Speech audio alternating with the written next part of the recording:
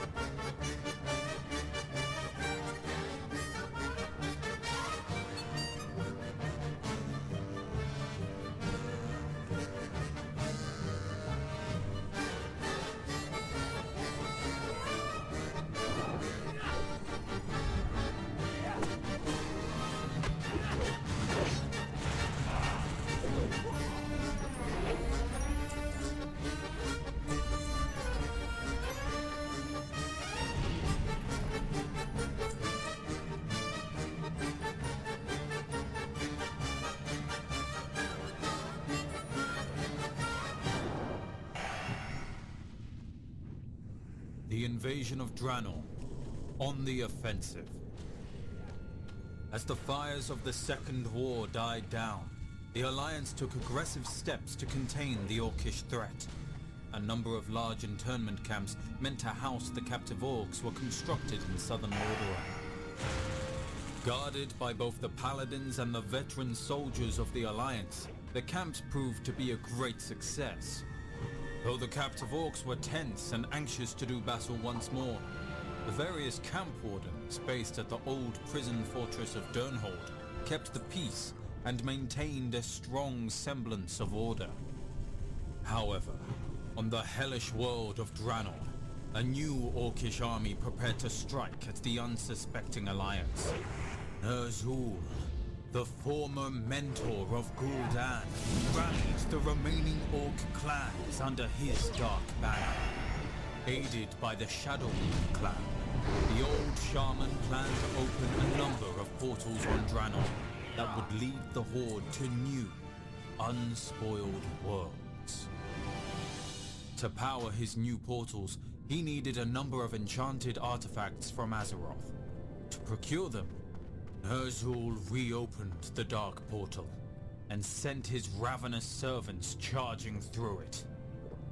The new Horde, led by veteran chieftains such as Grom Hellscream and Kilrog Deadeye of the Bleeding Hollow clan, surprised the Alliance defense forces and rampaged through the countryside. Under Ner'zhul's surgical command, the Orcs quickly rounded up the artifacts that they needed and fled back to the safety of Draenor. King Terenas of Lordaeron, convinced that the Orcs were preparing a new invasion of Azeroth, assembled his most trusted lieutenants. He ordered General Turalyon and the Archmage Khadgar to lead an expedition through the Dark Portal to put an end to the Orcish threat once and for all. Turalyon and Khadgar's forces marched into Draenor and repeatedly clashed with Ner'zhul's clans upon the ravaged Hellfire Peninsula. Even with the aid of the High Elf Ilaria Windrunner, the dwarf Kurdran Wildhammer, and the veteran soldier Danath Trollbane, Khadgar was unable to prevent Ner'zhul from opening his portals to other worlds. Ner'zhul finally opened his portals to other worlds, but he did not foresee the terrible price he would pay. The portal's tremendous energies began to tear the very fabric of Draenor apart. As Turalyon's forces fought desperately to return home to Azeroth, the world of Draenor began to buckle in upon itself. Grom Hellscream and Kilrog Deadeye, realizing that Ner'zhul's mad plans would doom their entire race, rallied the remaining Orcs and escaped back to the relative safety of Azeroth. On Draenor, Turalyon and Khadgar agreed to make the ultimate sacrifice by destroying the Dark Portal from their side. Though it would cost their lives, and the lives of their companions, they knew that it was the only way to ensure Azeroth's survival. Even as Hellscream and Deadeye hacked their way through the human ranks in a desperate bid for freedom, the Dark Portal exploded behind them. For them, and the remaining Orcs on Azeroth, there would be no going back. Ner'zhul and his loyal Shadowmoon clan passed through the largest of the newly created portals, as massive volcanic eruptions began to break Draenor's continents apart. The burning seas rose up and roiled the shattered landscape as the tortured world was finally consumed in a massive, apocalyptic explosion.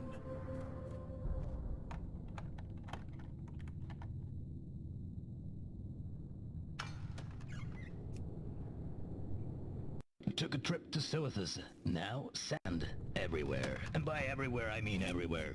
You'll be picking it out for weeks. Don't even get me started on the bugs.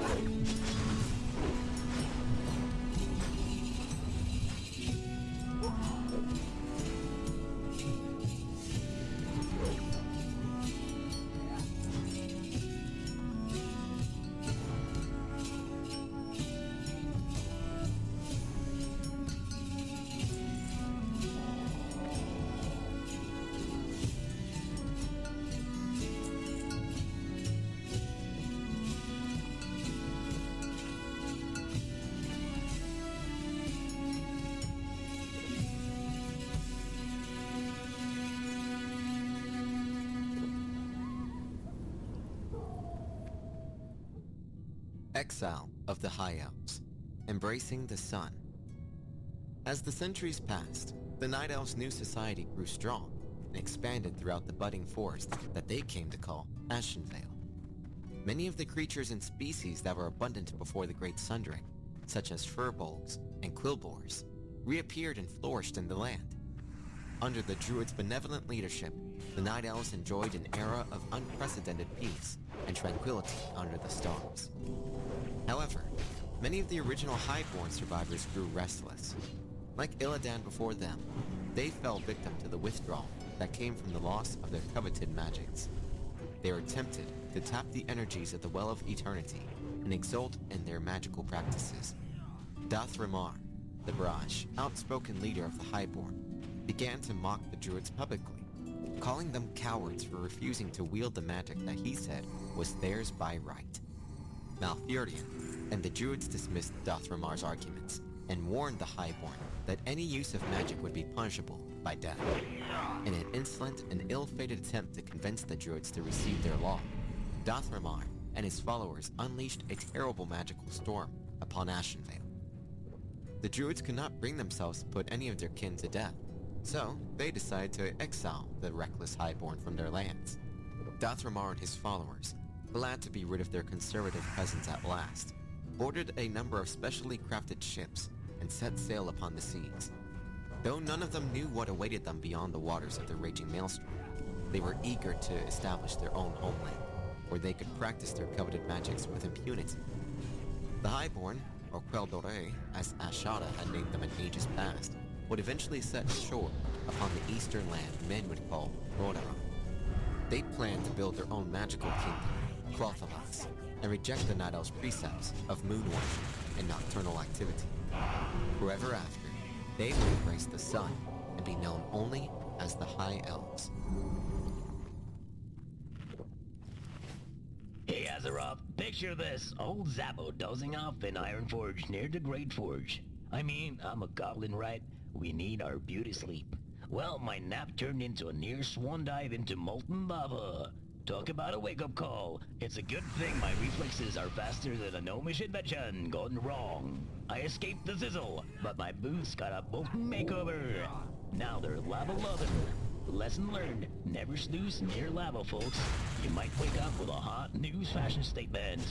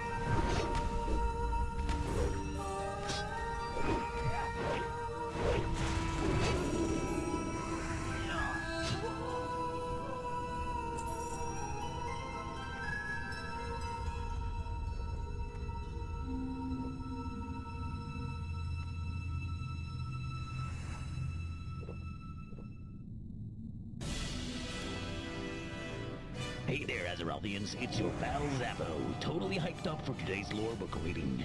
We got tales so epic, even a dragon would drop its treasure to listen. So pull up a seat and get ready to jump into amazing legends and mind-blowing mysteries of our world. First, Greymane. From the 7 nations that were originally part of the Empire of Earthel, Gilneas stands out as the one that had to fight the hardest for its independence. While Lordaeron was able to secure its freedom through the influence of its nobles, the people of Gilneas had to make great sacrifices to gain their liberty. Although the exact dates of these events have been lost to the sands of time, it is a source of great pride for Gilneas to know that it gained its freedom before other notable nations like Alterac or Kulturas. The people of Gilneas were among the first to break free from the yoke of Arathorian nobility and enjoy the full benefits of self-rule. According to legend, the Greymane dynasty that ruled Gilneas was founded by Garelon, a minor noble who owned an insignificant plot of land in the southern part of the country. Over time, Garelon's influence grew and he became known as a skilled fighter, a wise judge, and an honorable opponent. His exploits became legend even in his own time. However, he grew increasingly resentful of the corrupt Arathorian nobles who sought to exploit and oppress his homeland. Eventually, Garelon gathered other like-minded lords from Gilneas to form a rebellion against the decadent Arathorian king, Thoradin III, and his followers. Many lords were hesitant to join the rebellion, but Garelon was able to persuade them and eventually declared himself the King of Gilneas. This was an affront that could not be tolerated by Arathor, which sent its legions to pacify Gilneas. Numerous battles were fought on the peninsula, but despite the bravery and courage of Gilneas' men, the odds seemed stacked against them. Arathor had a numerical advantage and was able to overwhelm the Gilnean armies. The Battle of Ravenswood was lost, and the Gilnean soldiers were scattered, seemingly without hope. But the young Gilnean king was not deterred. He rebuilt his strength and rallied the morale of his men. The final battle was fought on the hills of Stillward. Greymane assumed a defensive position on the hilltop, with cavalry hiding in the nearby forest. The Arathorian forces were over 4 times larger and better equipped, and they rushed Garelon's positions without considering their own men. The Gilnean forces fought valiantly, killing thousands of Arathorians, but it was not enough. The enemy flowed onto the hills and threatened to surround Greymane's army. Thankfully, the cavalry in the woods emerged from hiding to turn the tide of the battle. They galloped out of the forest, charging straight into the Arathorian lines. Caught off guard, the Arathorian formations were shattered. Although they attempted to retreat, the Gilneans gave them no quarter and sought revenge for their previous losses. Thousands of Arathorians were killed, including their king, Thoradin III, who pleaded for mercy, but received none. In the end, Gilneas emerged victorious, and the new young king of Arathor soon came to sue for peace. Gilneas was granted its independence and joined Dalaran as one of the independent human nations. King Garelon proclaimed the emancipation of his Gilnean homeland, giving rise to the glorious Greymane dynasty. As the nascent kingdom of Gilneas began to thrive, it faced yet another challenge. The Magocrats of Dalaran, who saw land ripe for exploitation, attacked Gilneas without warning or declaration of war, in a clear display of their treachery. The wizards of Dalaran, believing they could easily win the war with their magical abilities, underestimated the strength of the Gilnean army. The first Battle of Ebonmere was a complete massacre of the Dalaranian soldiers, and their mages hanged on trees from the city of Gilneas to the kingdom's border as a reminder to never again encroach on Gilnean soil. Despite the victory over Dalaran, the young king of Gilneas was not able to rest for long. Various nobles of the land were not always loyal to the king, and some rebelled against his rule. However, King Garelon's power was too great, and he managed to subdue them all with the help of his favorite general, Lord Ravenwood. Hey there, groovy goblins and wild warlocks. This is your favorite goblin DJ, Zappo Sapblast, coming to you live from the heart of Azeroth, where the weather is as unpredictable as a gnome on a sugar rush. Let's dive right into the forecast.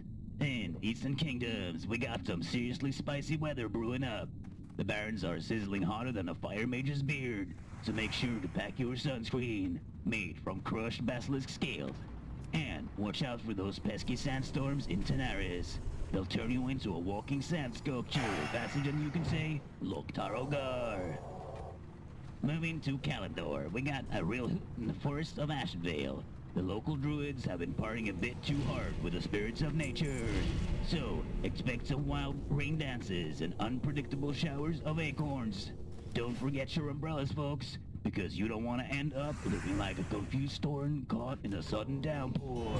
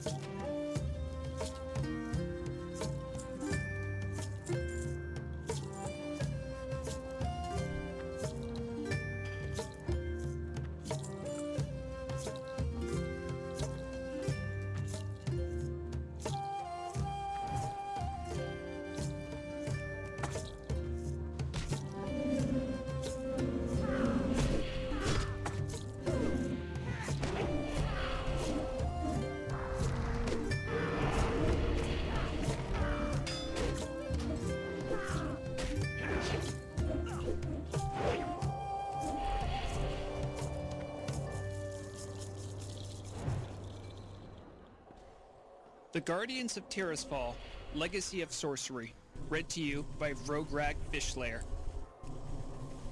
With the absence of trolls in the Northlands, the elves of Quel'Thalas bent their efforts towards rebuilding their glorious homeland.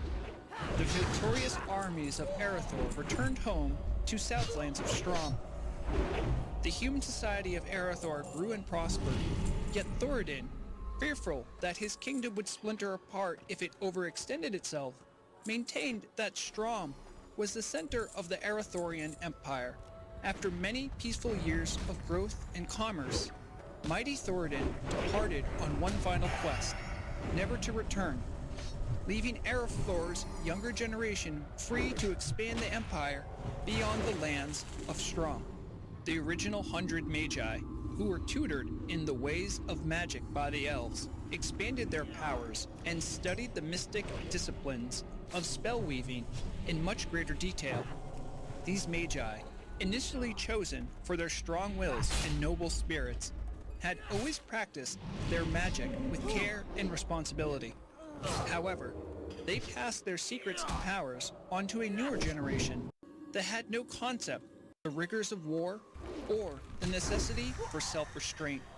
These younger magicians began to practice magic for personal gain rather than out of any responsibility towards their fellows. As the empire grew and expanded into new lands, the young magicians also spread out into the Southlands. Wielding their mystical powers, the magicians protected their brethren from the wild creatures of the land and made it possible for new city-states to be constructed in the wilderness. Yet, as their powers grew, the magicians became ever more conceited and isolated from the rest of society. The second Arathorian city-state of Dalaran was founded in the lands north of Strom. Many fledgling wizards left the restraining confines of Strom behind and traveled to Dalaran, where they hoped to use their new powers with greater freedom. These magicians used their skills to build up enchanted spires of Dalaran and reveled in the pursuit of their studies. The citizens of Dalaran tolerated the magicians' endeavors and built up a bustling economy under the protection of their magic-using defenders. Yet, as more and more magicians practiced their arts, the fabric of reality around Dalaran began to weaken and tear. The sinister agents of the Burning Legion, who had been banished when the Well of Eternity collapsed, were lured back into the world by the heedless spellcasting of the magicians of Dalaran. Though these relatively weak demons did not appear in force, they did sow considerable confusion and chaos within the streets of Dalaran. Most of these demonic encounters were isolated events, and the ruling magicrats did what they could to keep such events hidden from the public. The most powerful magicians were sent to capture the elusive demons, but they often found themselves hopelessly outmatched by the lone agents of the mighty Legion. After a few months, the superstitious peasantry began to suspect that their sorceress rulers were hiding something terrible from them. Rumors of revolution began to sweep through the streets of Dalaran as the paranoid citizenry questioned the motives and practice of the magicians they had once admired. The magicrats, fearing that the peasants would revolt and that Strom would take actions against them, turned to the only group they felt would understand their particular problem, the elves. Upon hearing the magicrats' news of demonic activity in Dalaran, the elves quickly dispatched their mightiest wizards to the human lands. The elven wizards studied the energy currents in Dalaran and made detailed reports of all demonic activity that they beheld. They concluded that although there were few demons loose in the world, the Legion itself would remain a dire threat so long as humans continued to wield the forces of magic. The Council of Silvermoon, which ruled over the elves of Quel'Thalas, entered into a secret pact with the magicrat lords of Dalaran. The elves told the magicrats about the history of ancient Kalimdor and of the Burning Legion, a history which still threatened the world. They informed the humans that so long as they used magic, they would need to protect their citizenry from the malicious agents of the Legion. The magicrats proposed the notion of empowering a single mortal champion who would utilize their powers in order to fight a never-ending secret war against the Legion. It was stressed that the majority of mankind would never know about the Guardians or the threat of the Legion for fear that they would riot in fear and paranoia. The elves agreed to the proposal and founded a secret society that would watch over the selection of the Guardian and help to stem the rise of chaos in the world. The society held its secret meetings in the shadowed Tirisfal Glades, where the High Elves had first settled in Lordaeron. Thus, they named the secret sect the Guardians of Tirisfal. The mortal champions who were chosen to be guardians were imbued with incredible powers of both elven and human magic. Though there would only ever be one guardian at a time, they held such vast power that they could single-handedly fight back the Legion's agents wherever they were found in the world. The Guardian power was so great that only the Council of Tirisfal was allowed to choose potential successors to the mantle of guardianship. Whenever a Guardian grew too old or wary of the secret war against chaos, the Council chose a new champion and, under controlled conditions, formally channeled the Guardian power into its new agent. As the generations passed, Guardians defended the masses of humanity from the invisible threat of the Burning Legion throughout the lands of Arathor and Quel'Thalas. Arathor grew and prospered while the use of magic spread throughout the Empire. Meanwhile, the Guardians kept careful watch for signs of demonic activity.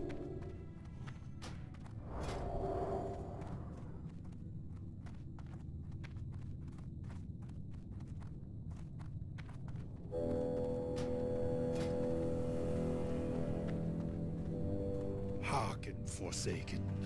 Arathi Basin calls us to a battle steeped in shadow and survival. The Alliance, in the blind zeal, seeks to erase us from the Eastern Kingdoms, to purge any who they deem unnatural. This is no mere skirmish over land. It is a war for our very existence, a fight against those who deny us our place in death. In Arathi Basin, amidst the blood and the mud, we will show the living the true meaning of fear. So rise, brothers and sisters. Let us descend upon Arathi as a chilling tide of vengeance and retribution. For we are the Forsaken, and we will slaughter anyone who stands in our way.